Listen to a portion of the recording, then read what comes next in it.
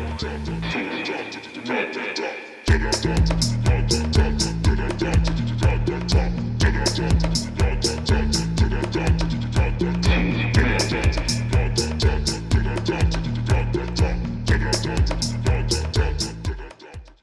talk about some of your success. What's been going on? What's been successful lately? What's been going on?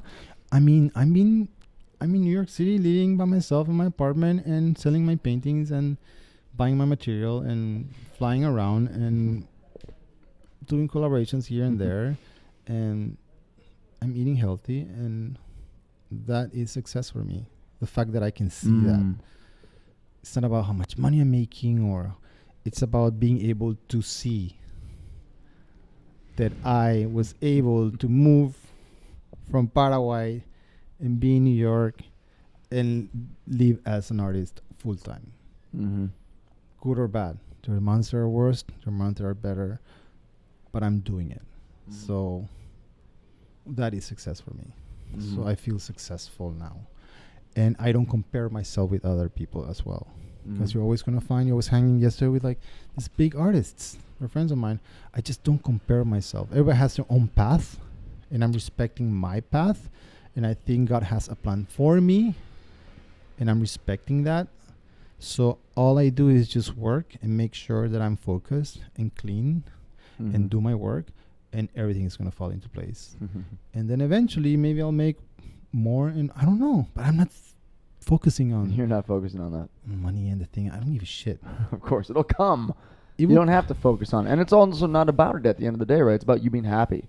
Yeah, and it's happy. Right? So that's why I think it's success, because I'm happy most of the time, not all the time. Right. When before I wasn't happy most of the time. Mm-hmm. And being able to live my life in New York City as an artist, which is, I think, rare in most cases. And I am just happy I see all the things that New York gave me as well, all the experiences. I mean, just working at restaurants and bars at the beginning was just like, I met so many people. I learned how to be less introvert, because I'm very introvert. Mm-hmm. And just learn patience as well, because you deal with some assholes all the time. All the time. So, everything that life, Americans say like something about lemonades. If they throw you lemons, make lemonade. So basically that's what I've been doing for the past 20 something years. It's just like, it comes to me and I just take it, but I wasn't able to see it. Now I'm being able to see. So success has a very different definition for everyone. To me, it's not linked to money. It's linked to being independent and being present. And if you can do that, if you're present, you will be able to do your projects. You're present because you're able to do this, for example. If you were not present, you would not be able to do this. The cameras, 3 cameras, there's so much going on. I saw you prepping. It's like you have a vision and a goal, and you started this, like you said, in 2017, and you're 2023 already. So you have something going on. Yeah. But for that, you have to be somehow present. Otherwise, we would not be sitting here. You know what I mean? Mm-hmm. So it's very important. So I think that's success already. Yeah. And I think that, you should be proud of what you're doing, because it's like, it's already a win-win, and it's just going to get better. And it's already happening. But yes, of course. As long as you're taking action, right? It's already happening. Mm-hmm. It's when you take those moments of inaction that those things can creep in. Yeah, of course. And then create even more inaction and more distraction. Exactly. All right? Yeah, totally. Then you get totally, completely distracted and sidewinded. Can we talk about your art specifically a little bit more, though? So, like, you said you were doing abstract in the past, right? And now this is like this is kind of like where you are right now as well, right? That's where I'm at right now. Yeah. The last show I did, it was called Anonymous. Mm-hmm. So basically what I did is I chose 6 subjects that would tell my story about abuse, addiction, sex, a lot of things, because it was a way of me to reveal myself through them, through the body work that I was doing, and I still do, which is the body paint, where the subject comes to the studio and I don't know them usually. So I send them a video explaining the process. So as soon as you walk into the studio, you take your clothes off, you lay on a mat, we start talking about your story, and I start drawing your story. So it's very therapeutic for people. So for the last show, I wanted to do that for myself. And I ended up adding myself into the show. So it's basically a full frontal nudity, fully painted. So what I did with myself was I had this like 10 feet by 7 foot photograph of myself, but with a mask on. And I got to draw about my addictions and my trauma and everything. And by the end of the show, I take the mask off. So it was a way for me to accept my the shame that I live all my life, basically. Which started since I was a kid with the trauma that I had. So for me to be able to talk about that was just like, I could see how freeing was for people to talk about their things when I was painting them and photographing them. Yeah. And I was like, why do I feel stuck still? So I was like, I'm going to do it for myself. And I did it. And then from that came the breakup, it became the changes. The changes because everything changed after that. Wow. It was like so the process that I was doing with the body work, it changes people. It's like a therapy. Yeah. And then after that, I take them to the shower and I clean them myself. It's almost like a cleansing. So everything we talked about goes down the drain. And all I send you is the physical thing that you get is the photograph of yourself fully painted in this environment that you're never going to do it again. So I did that for myself. And after that, I was just like, so I stopped doing the figurative stuff that I was doing. And I started focusing on the abstract again. So I don't have to think about stories, but more think about feelings and, again, going back to the dark and the light. And I always start with black and white, and then I just start stepping around and seeing where I go. And then, I can see myself in every piece. Mm-hmm. I understand exactly what's going on or where I was at the moment. Yeah. And it's not for everyone, but nothing is for everyone.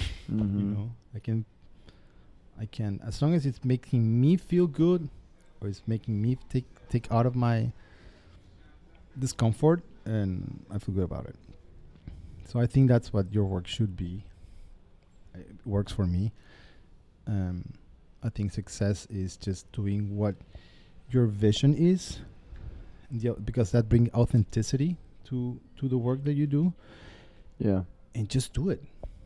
I don't even go to museums, or I don't even go to shows or openings, because I don't want to be, my inspiration are people, or it's me putting myself in situations that can be good or bad, but see how I feel about that, and that's what I would go and put on canvas after. So it's fully original. Yeah. From my head and from what I feel. You just have to do your thing. Yeah. And again, like I said, no comparison or nothing, just do your thing, Right. There's a public for everything you do, for anything you do. I can relate to you in terms of making art as such, because that's actually kind of like the way that I like to shoot people. Like I like to do intimate sessions, like in their home, in their place of work. We can do it outside and be outside. It really just comes down to the conversation that I'm having with them and the questions that I'm asking them. And I kind of like to get deep, because I don't like to have people looking at the camera. That's not the point of the photograph. The photograph is capturing you in your moment. Yeah. Speaking about the things that you care about, the things that have affected you, the things that you've gone through, what your life has experienced, and stuff like that. And I can say that I remember exactly like being in those moments as well, just as you can see, you can remember where you were, what you were feeling, like how you made it in these pieces. It's the same way when I take those photographs. You know what I mean? Amazing. Especially when I'm shooting on film. Because when you're shooting on film, you don't have as many shots. It's not like a digital camera where you can just be like, right? So every photo you take, you're like, very special. Yeah, you remember every single one. Yeah. A lot of my street photography is that way too. So cool. I remember the fucking moment. You know. And this, why are you doing this?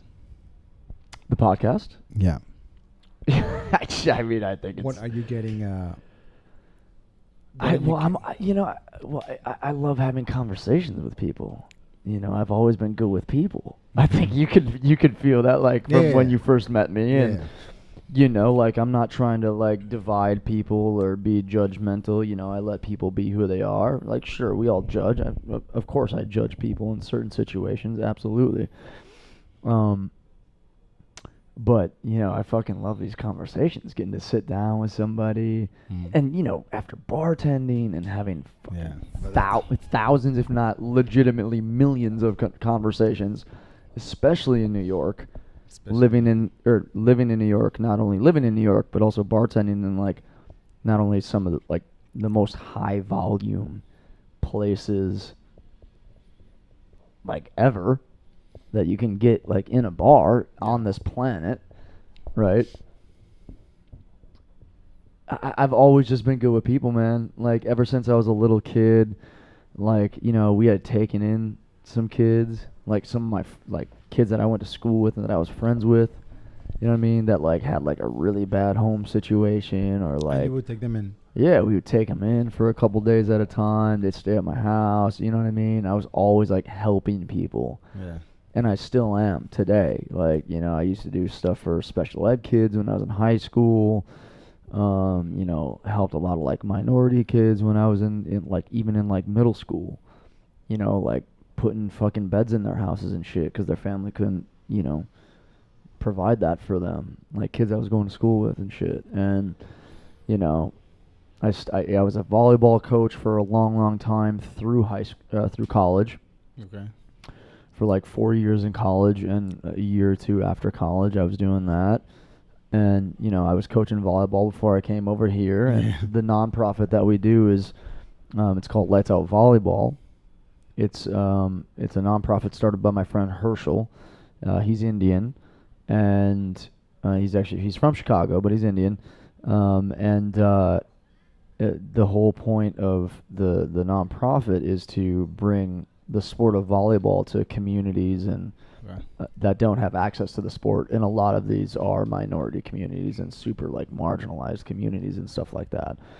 And the funny thing is, I got my start in volleyball through a Hmong community. Oh. Do you know Hmong people? They're from Laos, which is, Yeah. you know, they helped the U.S. during the Vietnam War. So they had all these government perks, and they, like, were allowed to come over to the U.S. after the Vietnam War because they helped us. Wow. So there's a huge community in Appleton, Wisconsin, where I'm from, and around what we call the Fox cities, which is, like, northeastern Wisconsin. And you know, I got my start in that sport through this minority group. Wow. So, and they embraced me and loved me. I was playing in fucking Hmong volleyball tournaments since I was fucking 15, 16 years old. You know, where I'd be the only white dude on the team. You know, like, you were the minority. Absolutely, absolutely. And so, you know, it's helping people and having conversations and cultural experiences is just, like, what I love. That's why you were so good bartending. That's why I'm such a good bartender. You know, like, I'm not a mixologist. I'm not gonna put all my fucking time into learning, like, you know, being a chemist of you know. It's not your thing. Your thing is people. My thing is people, and I can sling drinks like nobody's business. You know what I'm saying? Yeah. Like, because I'm athletic and I can fucking move. I got good hand-eye coordination. You know, all that kind of shit. Yeah. Physical dude, right? Whatever. So, yeah, it's all about the just being there. I'm good with people. Yeah. You know, so that's how this kind of started, and that's probably exactly why, you know, I'm an actor as well. I love improv, you know, and when I shoot a lot of photography, I'm shooting a lot of street shit, which is just all about people in their natural moments. Yeah. You know, they don't even know that I'm fucking taking a photograph of them. You know what I mean? Do film. A film? You should do film, yeah. Like video. Movie. Oh yeah, of course I should. You do documentaries, I'm sure, and stuff like that. I have I haven't shot a whole lot of video. I mean, I could shoot it like with one of these little guys that are on there. I could shoot it on my really nice camera. Yes, but that's I mean, people do movies with iPhones now. Yeah, of course. But that's what I was about to say. I've taken a bunch of stuff on my on my phone. I have like a whole. I have like 2 or 3 albums that are different little projects. That have a bunch of videos, like still life stuff, like me just sitting there like recording and letting time kind of pass by, or doing something more street photography where I'm like recording someone and they have no idea that I'm recording them, and so they're doing some crazy shit, or something just really intimate or whatever it might be. See, because if you have all that material, I mean, eventually you can just put it all together and be like, do something crazy. Exactly. That's what I mean when you do things from the past that you're like, oh, this is not going to work. And then all of a sudden you look into your archive and you're like, oh my God, I can actually use this for this one thing that I have in my head now. Mm-hmm. You never know what it's going to come up. You have to keep everything. Mm-hmm. Keep everything. I have drawings from like when I was a kid. Yeah. You keep everything. Some people don't understand that value. Yeah. Because they don't. Some people just don't think like us, I would love one. Yeah. And that's also another reason why I love antiques. I don't know how you feel about antiques. Yeah. I love antiques. I love vintage sunglasses. I love like an antique sofa. You come into my place, which I'm sure you will at some point, now that we've definitely reconnected, but you come into my place, I have like two big like dressers that have just like 30 different little action figures, or like I have like a little like I don't know, like a teddy thing. I have a little angel that my grandma used to have. My glassware is from 1973. It's 1970. Yeah, 3, 4, or 5. I can't remember. It was my grandma and grandpa's 25th anniversary.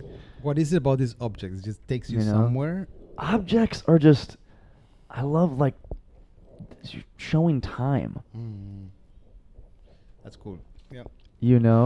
Showing time. I'm just curious about people are like... Which is also why I think I like photography. It shows time. Yeah. Moments in time. Encapsulating moments in time. Right. Through object, through interview, through photography. I love old homes. Like, I love wood floors like you have here. Like, when I walked into your kitchen, I was going to say it out loud, but I didn't. But I was going to be like, this makes me feel like I'm in, like, my college house or something like that. This was the building of where my landlord, who is, like, 70, she grew up here. They used to have, like, they used to sell bread downstairs, and she went to school next door. So it has all this, even this horrible lights that she has, which are horrible, and I wanted to change, but then I understand why she wants to keep them, because it's from that time. Oh. You need this? Look at this. Yeah. You ever seen that before? Yeah. You've seen that before? 2 matchsticks? Yes. 2 matches stuck together? They're kissing. Dude, this is a wishbone match. Amazing. Wow, we got to pull this apart together. Wow, this is going to be iconic. Ready? Wait. We got to make a wish. Hold on a second. Okay, God. Universe. Here we go. Okay, when you're ready, you tell me, and then I'll tell you when I'm ready, and then we can pull. And then we'll do a countdown, and we can pull, okay? Okay. Okay, give me a second.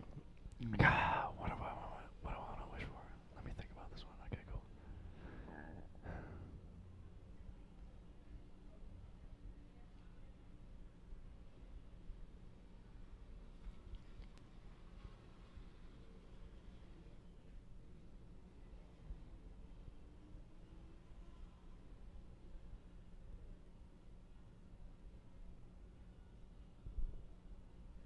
Okay, cool. You ready? Okay, 1, 2, 3. Dude, that came apart so easy. Look at the You got the big side. I don't know what that means, but I don't think it means anything right now. I'm just happy that we got to do that together. So crazy, man. Let's give each other a hug. I love that one. That was beautiful. Yo, that's amazing. So good to reconnect. Hell yeah. Yeah, because I didn't know where you were at or what you were doing. Yeah, it's been a long time. I kind of remove myself as well from the nightlife and then things. But they keep calling me to like open things, and like I'm just like, I like the creative side of it, and I like people as long as I can leave, which I was doing in that environment. I like to meet people like I do with Keep going. I got a lot more than I bargained for right there. I might be buzzing in a second or two. That's like the biggest hit off of a fucking cigarette I've ever taken in my life. Well, I'm about to be a little loopy, but anyways, keep going. No, and I don't even know what I was saying. You were saying you were disconnected for a while, but they keep calling you back and like trying to get you to get back into it. Yeah, just to like just to offer certain things, and like I'm just like I don't know. I know I'm good at it, and I enjoy people, and I enjoy a project. But sometimes you just have to say no to certain things. Yeah. To focus on things that really matter to you. Mm-hmm. And thankfully, I don't have to do it. When I do it because I want to. So it's a good place to be at. Yeah, you can be a little bit more like curated, a little bit more intentional when you do things like that, instead of like being stuck in it where you have to show up and make it happen every fucking like 4 days a week type of situation, right? Because you go like, for example, they invite me to like things that are just opening because I'm very critical about things. Where I'm like, I know what I like and what I want. So when I go in, it's like I'm very. Then I write a review about it, and it's like usually it's very harsh, but I just say what I want and what I like. Yeah. Hey, that's fair. That's what makes a good critic. You get a good review from Cacho Falcon. Yeah, if you get a good review from me, it's good. You're going to be in a good situation. Yeah. People are going to fucking fly to you like the Falcons that they are. Yeah, because it's like, people are just like, there's a lot of people pleasers, Is it Falcon? Is that your actual last name? Falcon. Falcon, yeah. Falcon. Cacho Falcon. Mm-hmm. Carlos Andrés Falcon de Cud. Carlos Andrés is your actual name? So Cacho is a nickname. Yeah, I've never been called Carlos or Andrés before. Carlos Andrés. Very telenovela. Falcon. That's telenovela? Oh, totally. See, I never watched telenovelas. It's very telenovela. Who gave you that name? My dad was taking a master's in Venezuela, and the president of Venezuela was Carlos Andrés Pérez. So oh, wow. That's how I got my name. Mm-hmm. He wasn't there when I was born, so we went to Venezuela to meet my dad when I was born. So that's where I got the name from. Wow. How often do you go back to Paraguay? I go back home. Now I'm trying to go at least 2 or 3 times a year because my parents are getting older. And since I wasn't there I was going once a year. Mm-hmm. But I try to go more now because they're getting old. Oh, yeah. And, it's like relationships are healing. They're healed already. I think the older you get, you become the adult. Oh, my God. And your parents become the children. So you have to, right? So you have to act like the adult, No. So when you need to talk about things that are bothering you since you were a kid, as an adult, you're able to do that. So that's when you heal. Because if you don't talk about it, oh God, there's no way to heal. So, and they are our parents, and they were not born with an encyclopedia of how to raise kids. I'm not a parent, and I don't know, but when I see my friends that have kids now, they're like, oh, that makes sense now. And they are more empathic toward their parents because they didn't know what the fuck they were doing. Mm-hmm. Especially our parents from that generation, they were having kids like they were 18, 23. Mm-hmm. What do you know at that time? Nothing. So then, of course, you make mistakes. Lots. Huge mistakes. Big ones. But then it's like, how are you going to judge them when they didn't know what the fuck they were doing? I think they always try to do their best. And depending on the situation, of why I connect with people easily is because when I meet people, I try to understand where they come from, what they went through, and I become more empathic to them. And that's why the work that I do with the body work is so good, and I get so many people because I just listen. I don't judge, and I do the same now with my parents. They did not know what they were doing in certain areas, and they fucked up, but Yeah. it's not an everybody fucks up, you know. If you keep holding on to that, your relationship is never going to heal, and then your parents are going to be gone, and then you're going to be miserable because you never had the conversation with them. And then what is life? And that was going to take you back to the darkness. Since we're talking about that, that was the main topic. You need to be able to heal different aspects of your life to be able to move forward. And that includes your parents. So that's why I'm going more back home, because I'm able to spend time with them and have conversations as a mature man now. I mean, even about my sexuality and everything, I'm able to sit down with my dad and my mom, and it was like, you need to stop this nonsense. This is who I am. This is what it is. And now they respect me. My dad, all he wanted me to do was for me as a man to sit down and tell him how I was feeling, and I never did. But now as an adult, I'm able to do that, and my relationship with him is incredible. He's super proud of me. These are my parents are in finance, and they wanted me to do that, and they never wanted me to get into art. And funny enough, now I am somehow supporting them. The irony of how sometimes even your parents, it's not that they don't want you to do art or to get into that. It's just that they want you to be able to support yourself. Yes, of course. Because the old-fashioned way of doing it was like, you have to be a lawyer or a doctor or a this or a that. When in reality, it's whatever you do, if you do it 100%, you are able to support yourself and help them if you can. You know what I mean? But again, it's a generational thing. They just don't know. Like, we don't know certain things about the kids now, the TikTok and this. And I don't understand any of that.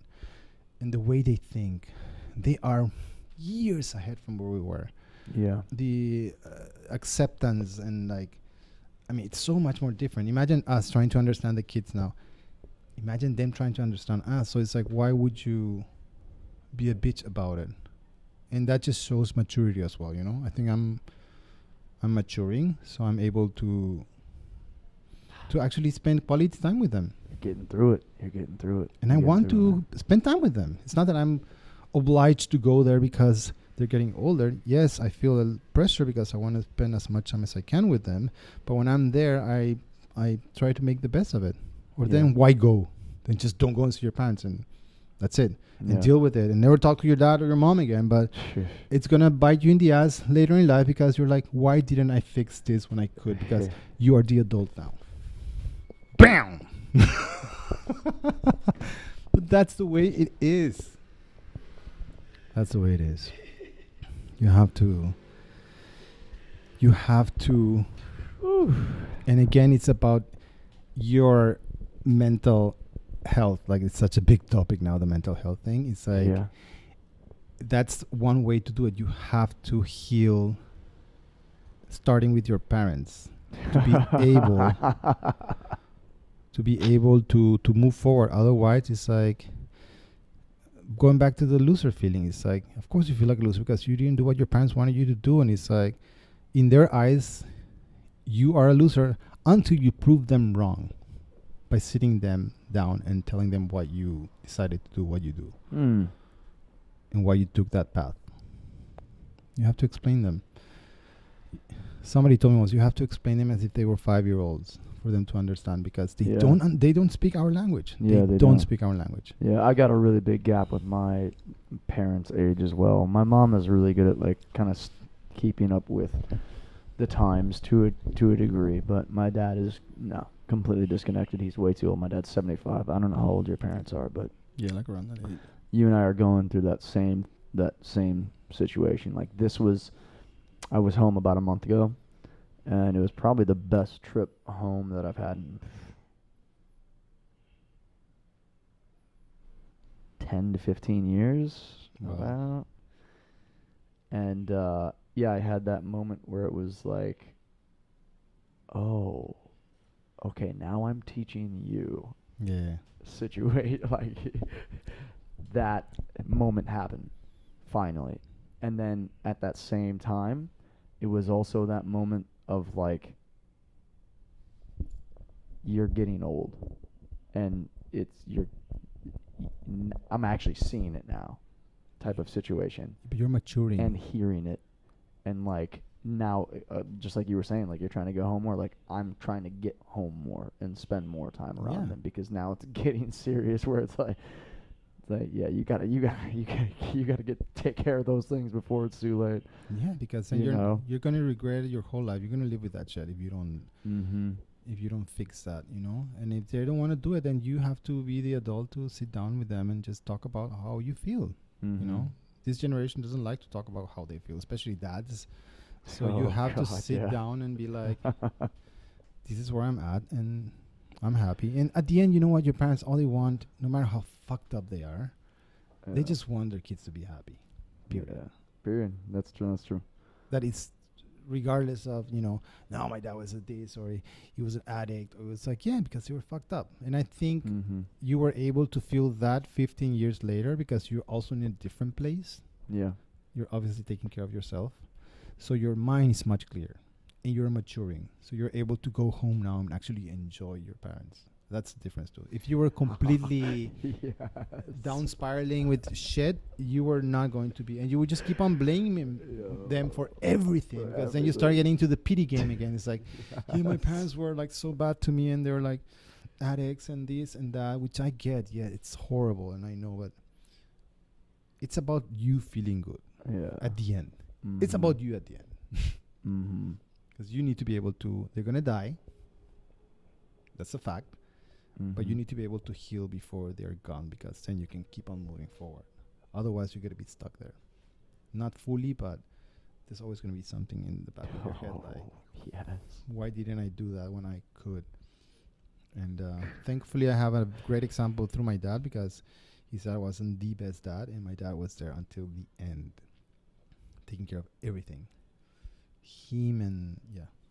And so I have an example through my dad, and he wasn't like that. My dad was very like, he was like the authority and everything, but now things are switching, because I took the first step to talk to him and be the man.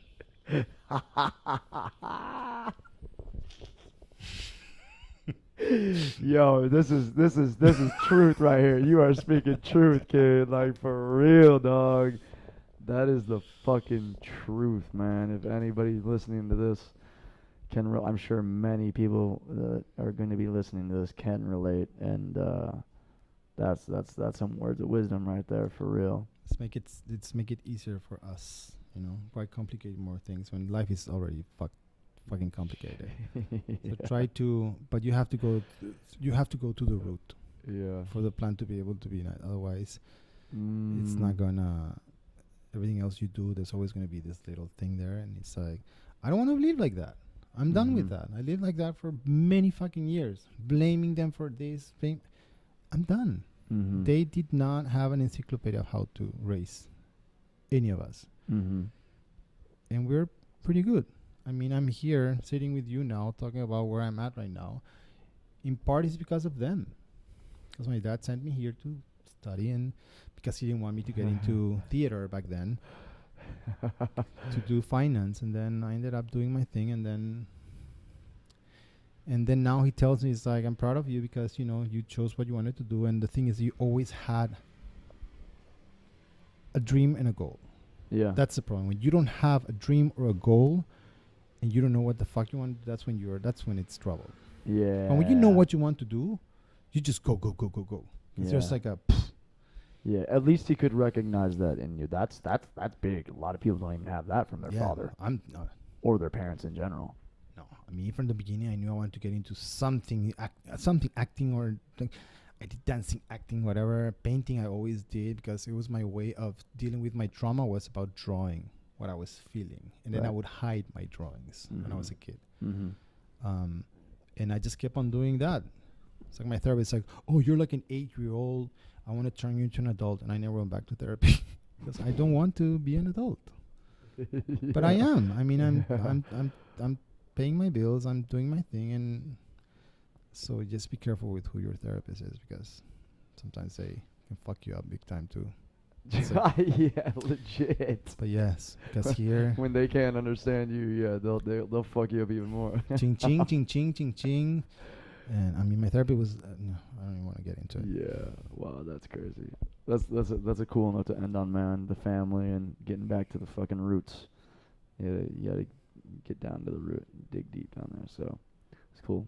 It's healing time. Healing time. This has Let's been not great, waste. baby. Let's not waste time.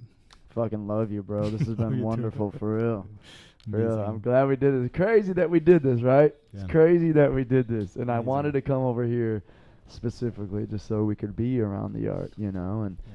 fuck my stupid living room, That's I great. like to be here in your space, experience you, see your things, and get to hear your stories like we all just did. So this was really Thank you fucking for cool. coming. You're welcome, man. I It was can't wait. good. Yeah, this is It cool. was good talking to you. Huh? Yeah, You're very good. yeah, Yeah, because it's like Thanks. you're like you're interested genuinely. It's not like you're Yeah. trying to make up something. It's very it's easy to navigate with you. So thank you. You're welcome. Thank you. You want to give the people where you can be found and anything like that? Yeah, you can.